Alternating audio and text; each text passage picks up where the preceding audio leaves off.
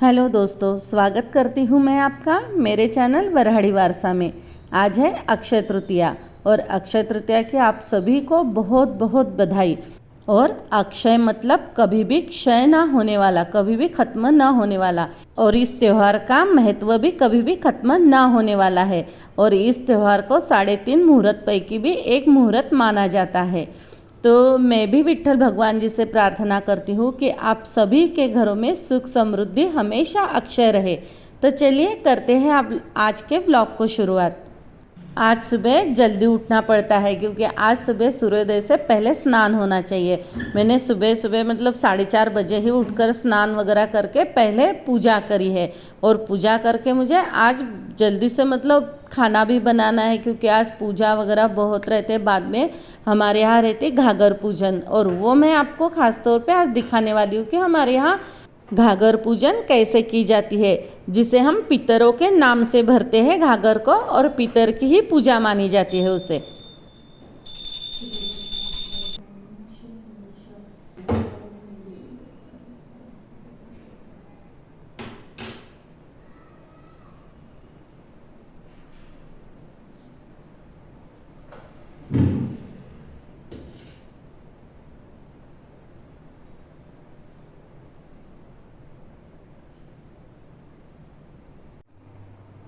और ये देखिए आज मैंने धान को खुला कर दिया है और ये कितने अच्छे से हो गए हैं। मैंने एक धान बोने का एक छोटा सा मिनी ब्लॉग डाला है, तो आप ज़रूर देखिए। और इस धान का हमारे यहाँ बहुत ज़्यादा महत्व रहता है। अक्षय तृतीया के दिन आज इसकी भी पूजा होती है, उसको पूजा में यूज़ किया जाता है। और अभी ना मैं सबसे पहले खाना बनाऊंगी क्योंकि 11:30 बजे तक पूरा खाना बनकर रेडी होना चाहिए। और आज बहुत सारा खाना बनता है पितरों के लिए। तो सबसे पहले ना मैंने आटा वगैरह लगा दिया है और मैं पापड़ और कुरडई फ्राई कर दूंगी अभी सबसे पहले, क्योंकि वो फ्राई करके मैं पैक करके रख दूंगी और फिर फटाफट पूरा खाना बना दूंगी। और इधर मैंने आम को भी पानी में डाल दिया क्योंकि उसका आमरस जब करूँगी ना तो वो ठंडा हो जाए, उसका जो उसकी गर्मी होती है ना वो निकल जाती है पानी में डालने से।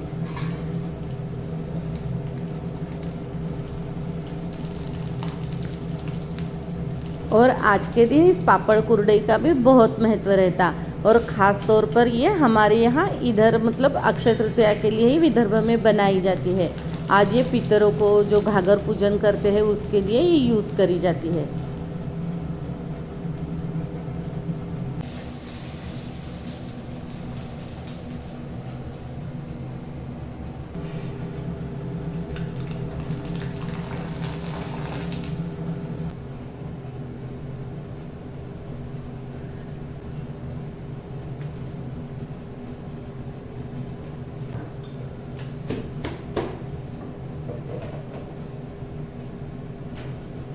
और आज उड़द के दाल के बड़े पकोड़े ये सब भी रहता है।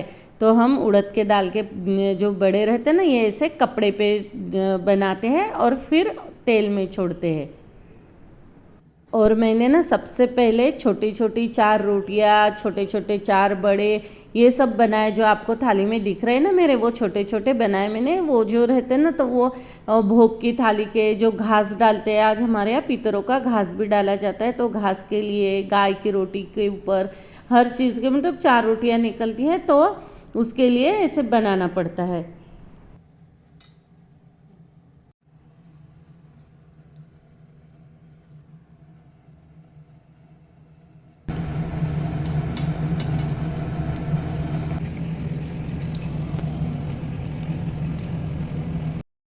और ये अभी पितरों को घास डालने की हमारी हो गई पूरी तैयारी। तो ये एक रोटी ले ली, उसके ऊपर जो भी खाना बनाते हैं हम वो पूरा खाना इस पर रखना पड़ता है। और इसमें काले तिल, जौ कटोरी में, और इसमें घी जो हम गाय का घी यूज़ करते हैं, बुक्का और घी का दीपक, हल्दी कुमकुम, ये सब निकाल कर रखना पड़ता है। और ये जो तांबे का पात्र है ना, इसमें हम घास डालेंगे, मतलब मेरे पति डालेंगे घास, और ये पानी है। और ये सब चीज़ रहती है पूजा में। और एक चीज़ और रहेगी इसमें, खाने के 2 पत्ते। और ये मैंने तैयारी की है घागर पूजन की। तो यहाँ घागर के नीचे गेहूँ प्लेट में रखे हैं, रंगोली निकाली है, और धान को भी उसी के साइड में रख देते हैं पूजा के लिए। और ये देखिए मैंने खाने के पत्ते निकाल लिए हैं और ये हमारा खाना भी बनकर रेडी हो गया। ये देखिए ये मेरी कद्दू की सब्ज़ी, ये खीर बनकर रेडी हो गई है। ये हमारे पकोड़े बड़े, ये सादे पकोड़े, और ये कढ़ी, और ये दाल है, और ये खास तौर पर बनाई जाती है गवार फली की सब्जी। इसके सिवा पितरों को भोग नहीं लगता। ये बहुत महत्व रहती है गवार की सब्जी। और इधर ये देखिए पापड़ और कुरडई बनाकर रेडी की है मैंने। ये पापड़ है, ये देखिए। और ये है चिंचोनी, क्योंकि इसका भी ब्लॉग मैंने डाला है चिंचोनी का मेरे चैनल पर। चावल भी रेडी हो गए हैं। और ये दही लगाया मैंने, मीठा दही, और दही भी बहुत महत्वपूर्ण होता है। और ये आमरस, और ये मैंने एक उधर घास के ले लिए रोटी, और ये 3 रोटियां निकाल कर रखी है पूजा के लिए। और अभी हम घाघर की पूजा करेंगे, मतलब मेरे हस्बैंड जी करेंगे, क्योंकि ये बेटा ही करता है ऐसा कहा जाता है। तो सबसे पहले हम जो घाघर के ऊपर का छोटा सा सराउ रहता ना, उसको 5 फेरे लगाएंगे धागे के, और मटके को भी धागा बांध लेंगे।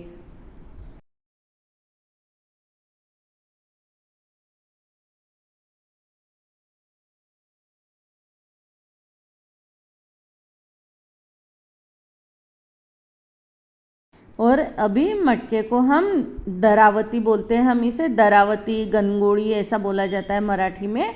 तो एक एक तरीके से इसे मिट्टी की तरह रहता है, तो इसके 5 टिक्के लगाएंगे। और पितरों को टिक्का लगाते समय ऐसे ऊपर से नीचे आना पड़ता है, जैसे भगवान को हम नीचे से ऊपर जाते हैं ना, तो पितरों को ऐसे लगाया जाता है। तो ये घाघर को हम 5 तिलक लगाएंगे इस तरह से, और ऊपर का जो है ना सराउ छोटा सा, उसको भी इस तरह से 5 लगाने पड़ते हैं। और पूजा करके अभी हम घाघर में पानी डाल देंगे, मतलब पूरी घाघर भर देंगे पानी से।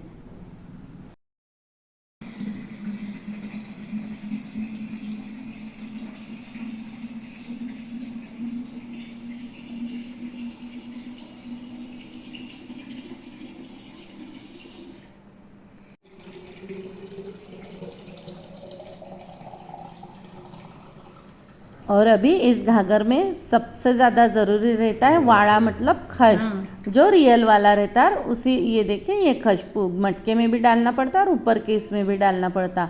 और इसी मटके का पानी हम पितरों को सबसे पहले पीने के लिए देते हैं, दूसरा पानी नहीं चलता। और अभी प्लेट रखेंगे इसके ऊपर, और प्लेट में रखेंगे हम मतलब पापड़, कुरडई और आम। इसके ऊपर आम या खरबूज भी रखा जाता है, हमारे यहाँ ज़्यादातर खरबूज भी होता है, तो मैंने आम रखा है। और ये जो धान लगा है ना, इसके 5 मतलब ये निकाल कर उस पर धान को रखा जाता है मटके के ऊपर।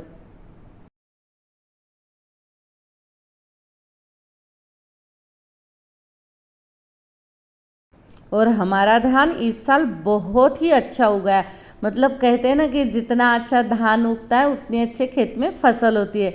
शायद इस साल हमारे भी खेत में अच्छी फसल हो जाए।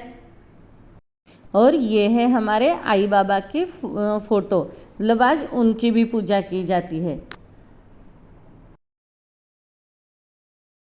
और अभी घास डालने की भी तैयारी हो चुकी है।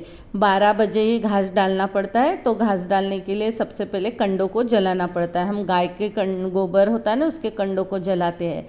और फिर वो जो रोटी मैंने निकाल कर रखी थी ना, पूरा ये घास, ये ऐसे बारीक चूर कर लेना पड़ता है, और उसके 5 निवाले बनाने पड़ते हैं। और इस पर घी वगैरह जो है डालना पड़ता है। और वो घी डाल के वो 5 निवाले अंगूठे के साइड से ऐसे छोड़ने पड़ते हैं, ओम पितृदेवाभ्यो नमः करके ऐसे।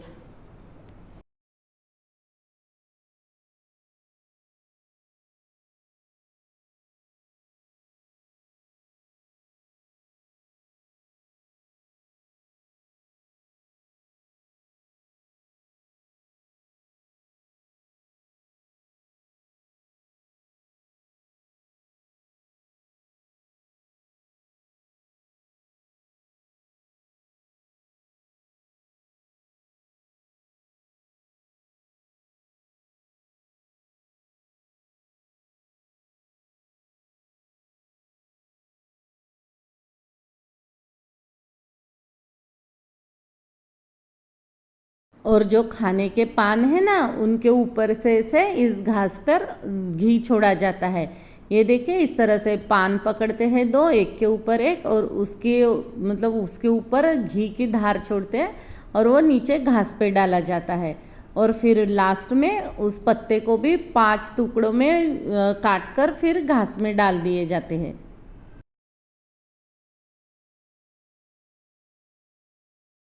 और इस घास की खुशबू ना पूरे घर में फैल गई है। जैसे हम यज्ञ करते हैं ना घर में, तो बिल्कुल वैसे ही सेम खुशबू आती है इसकी। और कहा जाता है पितरों को मतलब खाना खिलाना तो एक बहाना है, लेकिन इस खुशबू के ही वो पैसे रहते हैं, तो वो खुशबू के लिए ही नीचे आते हैं, ऐसा कहा जाता है।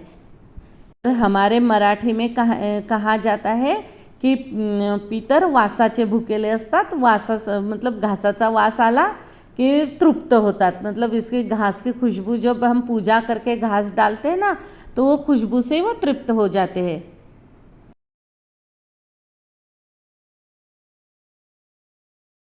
और घास की पूरी पूजा होने के बाद, पूरा घास डालने के बाद हम दोनों भी दर्शन करते हैं, और दर्शन करके घास को तुलसी के पास में लिया जाता है बाहर, मतलब वहाँ पर घास को रखते हैं।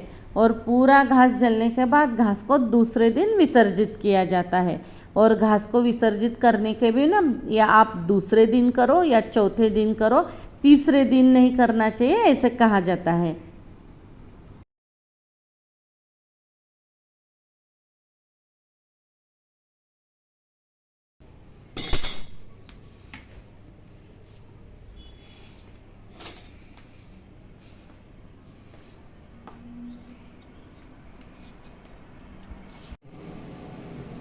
और अभी खाने की तैयारी हो चुकी है, मैंने पूरा खाना भी परोस दिया है।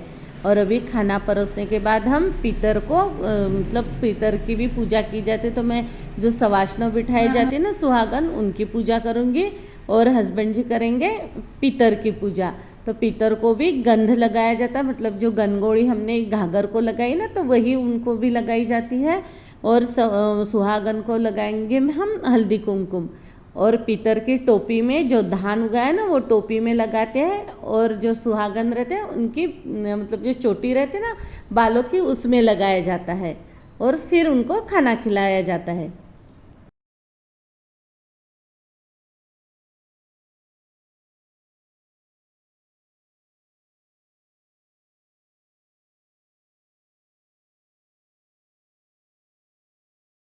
तो आप लोगों को हमारी ये अक्षय तृतीया की परंपरा जो पूजा होती है वो कैसे लगी, तो ये मुझे कमेंट में ज़रूर बताइएगा। और आप लोगों को मेरा ये व्लॉग अच्छा लगे तो लाइक और अपने दोस्तों के साथ शेयर ज़रूर करिए। और आप मेरे चैनल पर अगर नए हो तो मेरे चैनल को सब्सक्राइब करिए, और बेल आइकन के बटन को दबाना ना भूलिए, ताकि आपको ऐसे ही बहुत सारे नए व्लॉग, मेरे वीडियो देखने को मिले। तो चले मिलते हैं मेरे अगले ब्लॉग में। जय श्री हरि विठ्ठल।